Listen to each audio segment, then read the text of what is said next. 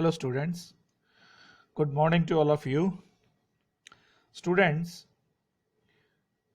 आपकी book financial management की unit 5 में कैपिटल बस्टिंग एक इम्पॉर्टेंट टॉपिक है। आज मैं आपको कैपिटल बस्टिंग पढ़ाने जा रहा हूं, जिसे हिंदी में हम पूंजी बजटन कहते हैं।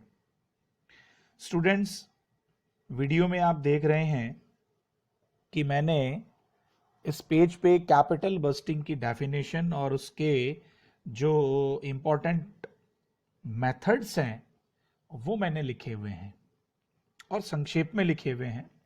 इनके बारे में मैं आपको विस्तार से बताऊंगा। स्टूडेंट्स, पूंजी बजटन क्या होता है, सबसे पहले हम इसे समझेंगे।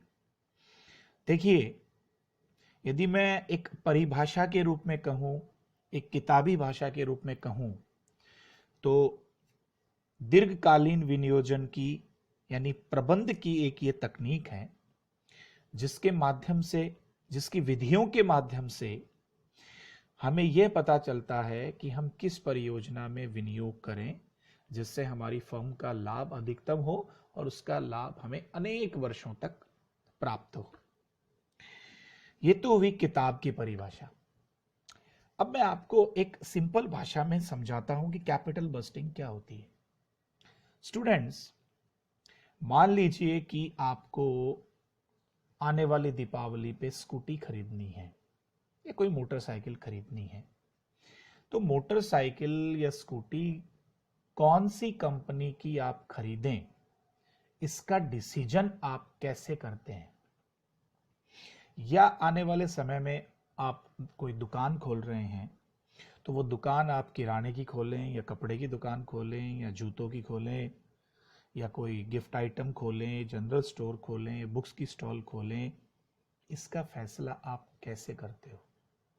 आपको फैक्ट्री खोलनी है, कोई छोटी फैक्ट्री, आप अगरबत्ती की फैक्ट्री खोलें, मोमबत्ती की खोलें, माचिस की खोलें, मसाले की खोलें। कहने का मतलब है, हम लॉन्ग टर्म में कोई पैसा इन्वेस्टमेंट करना चाहते हैं किसी भी प्रोजेक्ट में, या हमारे सामने दो विकल्प उपलब्ध हैं, दो मशीनें उपलब्ध हैं, दो टाइप की स्कूटीज उपलब्ध हैं, तो हम उसमें से किसका चुनाव करें जो हमारे लिए लाभप्रद हो, इस बात का ज्ञान कराने के लिए पूंजी बजटन की विधियां काम में ली जाती हैं। ओके, तो अब देखिए, जो इंपॉर्टेंट मेथड्स कैपिटल बस्टिंग के हैं, आप वीडियो पे ध्यान दीजिए। देखिए, मैंने लिखा है, पहला जो मेथड मैंने लिखा है वो है पे बैक पीरियड मेथड। आपको ये इंग्लिश में ही पढ़ना है, पे बैक पीरियड मेथड। पे का मतलब होता है भुगतान, बैक दोबारा, पीरियड मेथड।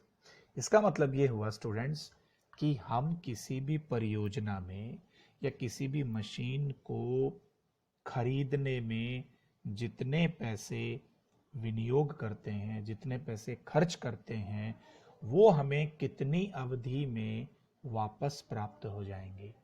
वो जितनी अवधि में हमें वापस प्राप्त होंगे, उस अवधि को ही हम पे बैक पीरियड कहते हैं, यानी पुनर्भुगतान अवधि कहते हैं।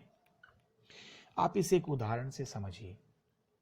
मान लीजिए कि आपने दो बसें खरीदी और दो बस जो है वो आपके 50-50 लाख रुपए की आपने बस खरीदी।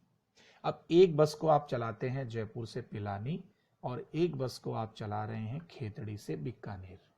ओके, अब एक बस ने आपको वो 50 लाख रुपए 6 साल में कमा के दे दिए और एक बस ने आपको वो 50 लाख रुपए 8 साल में कमा के दिए। ओके, तो अब आप बताइए कि आपके लिए कौन सी बस अच्छी है? आपके लिए वो बस अच्छी है स्टूडेंट्स जिसने आपको 6 साल में आपका इन्वेस्टमेंट अमाउंट वापस कमा के दिया। तो इस प्रकार जितना पैसा हम इन्वेस्टमेंट करते हैं वो जितने टाइम में हमको वापस मिल जाता है, उस अवधि को हम पे बैक पीरियड कहते हैं। पे बैक पीरियड हम कैसे निकालेंगे? कैश इनफ्लोज कब इक्वल होंगे तब कैसे करेंगे, अनइक्वल होगा तब कैसे करेंगे, ये हम आगे पढ़ेंगे। फिर देखिए पे बैक पीरियड में यदि हमें इम्प्रूवमेंट करना है और आगे सुधार करना है तो वो सुधार 4 तरीके से हो सकता है। वीडियो पे ध्यान दीजिए, 4 जो तरीके मैंने लिखे हैं उसमें पहला तरीका मैंने लिखा है पोस्ट पे बैक प्रॉफिटेबिलिटी।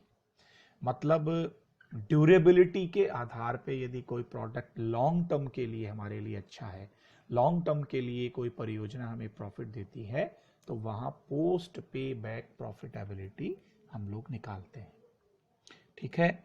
दूसरा देखिए बी पॉइंट मैंने लिखा है पे बैक पीरियड रिसिप्रोकल, यानी इस पे बैक पीरियड को जो 2 साल 4 साल 3.5 साल 4 महीने जो भी आता है, उस पे बैक पीरियड को यदि हमें परसेंटेज में निकालना हो तो हम कैसे निकालेंगे, वहां पे हम पे बैक रिसिप्रोकल निकालेंगे।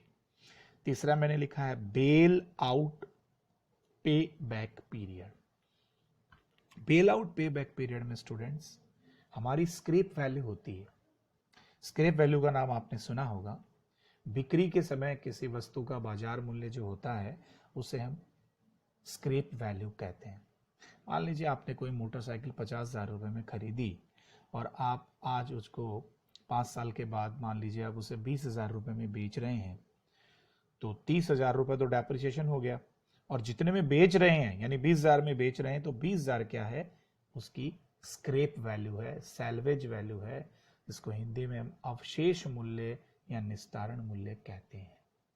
तो स्क्रैप वैल्यू कम होती जाती है और उसमें इनिशियल कॉस्ट जो होती है वो हम जोड़ते जाते हैं।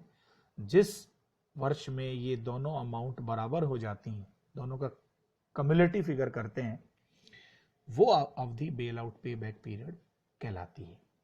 ये जब हम सवाल करेंगे तो मैं आपको और विस्तार से इसको समझाऊंगा। डी पॉइंट है देखिए डिस्काउंटेड पे बैक पीरियड।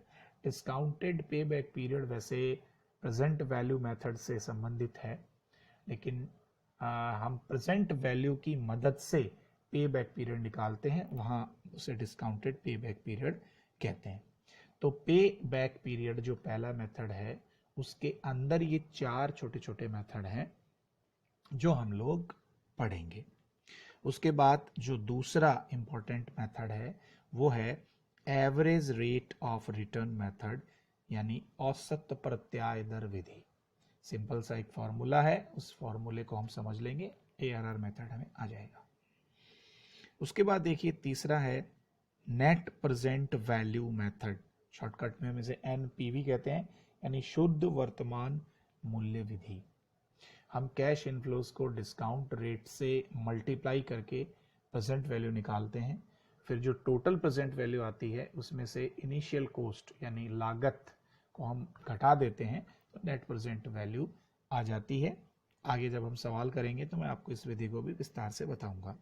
और इसी में एक चीज हमें निकालनी होती है प्रॉफिटेबिलिटी इंडेक्स या प्रेजेंट वैल्यू इंडेक्स, हम उसे कहते हैं PI या PVI। टोटल प्रेजेंट वैल्यू में इनिशियल कॉस्ट का भाग देने पे ये आ जाती है।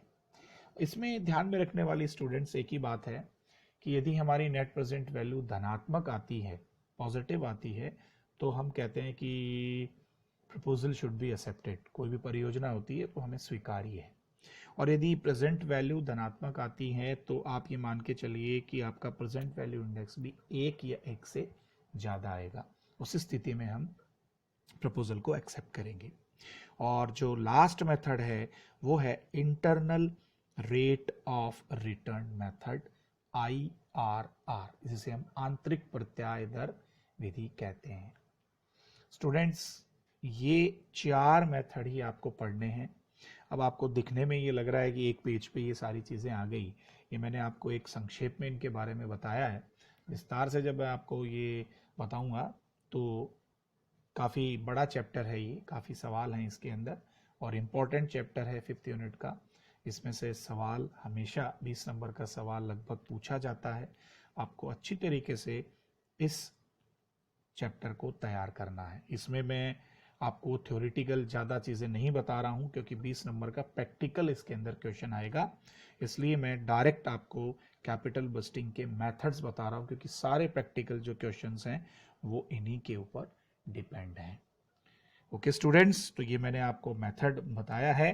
अब नेक्स्ट वीडियो में मैं एक एक मेथड के बारे में आपको विस्तार से बताऊंगा और उसके सूत्र के बारे में बताऊंगा। तो स्टूडेंट्स, आज के वीडियो में इतना ही। बहुत बहुत धन्यवाद। Take care, good bye.